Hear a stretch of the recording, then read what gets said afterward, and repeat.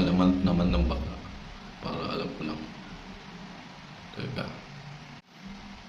Alamat ng bakla. Nung unang panahon, nung lumapa ang mundo, may isang matipunong lalaki. Malaki ang katawan. Mahaba ang buhok. Parikinitan. Wala siyang magawa sa kanyang bahay. Kaya naisipan niya itong pumunta sa isang lamay sa bayan ng Marikina. Pagdating niya sa lamay, agad siya pumunta sa mga naglalaro ng baraha. Ang laro ay bet game.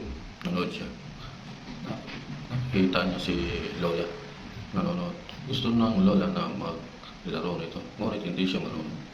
Kaya sinabihan niya si Bobby na, "Iyo, sali tayo sa bet game. Marunong ka niyan?" Sabi naman ni Bobby, "Oo, marunong ako niyan, Lola. Tara, sali tayo." At eto na nga, sumali nga sila sa bet game. Nung una, napag nanalo sila, konti lang ang mga taya. Hanggang sa dumating ang oras na malakihan na. Palasan ng muling nanalo. Pinamigay ng mga baraha. Unang nakuha ni Bobby, Jack. Pangalawa, alas. Pangatlo, Jack ulit. Pang-apat, alas ulit. At ang pang-lima, kaganyan na itong pinintahan. Kabadong-kabado si Bobby.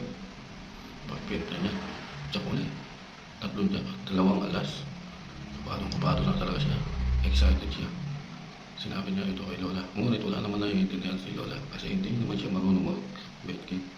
Ang ginawa ni Bobby, nilabas niya na lahat ng pera niya hanggang sa kasulog-sulugan ng wallet niya dahil napakalakas ng kanyang baraha. Nais niya nang i-bet lahat ng pera sa gitna.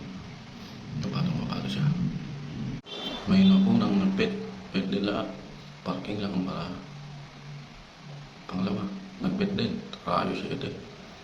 Pangatlo, nag-bet din. Ang baraha niya, straight. Dumating na nga kay Bobby. Confident siya na mananalo siya dahil bihira ang mag-pull sa bet game. Tinodo niya na lahat nga. Pero bet na lahat yan. Excited. Hindi niya alam. May natitira pang siya. Ang huli. Nagsabi ng isang huli. Hindi ko sigurado pero sige.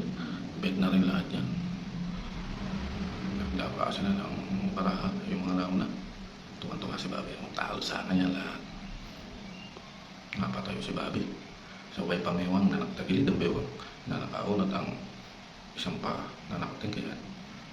Sabay nakatigpas ang kanang kamay pataas. Saka iba ang mga kinikilos niya. Kaya naman, nagtataka ang mga tao. Eto na, pinakita niya ang paraan niya. Full jack. Akin na lahat yan. Sabi ng isang nag-bet. Teka. Tapos sa kanya, ipinaklat. Ngayon nung muling nag-bet ang kanyang baraha, lumabas ang baraha na royal.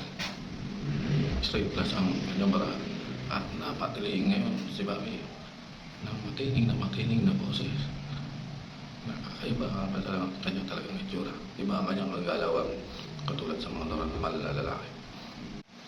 Nagtataka si Lola. Bakit ganun ang kinikilos si Bobby? Tanong ngayon ng Lola kay Bobby, "Iyo, ano ang nangyari?" Sagot ni Bobby, "Si bakla." Yun lang. Yun ang alamat ng bakla. Dahil nakita ito ni Marites na nanonood ng sugal. Pinagkalat na ngayon ni Marites na bakla si Bobby. Salamat. Power off!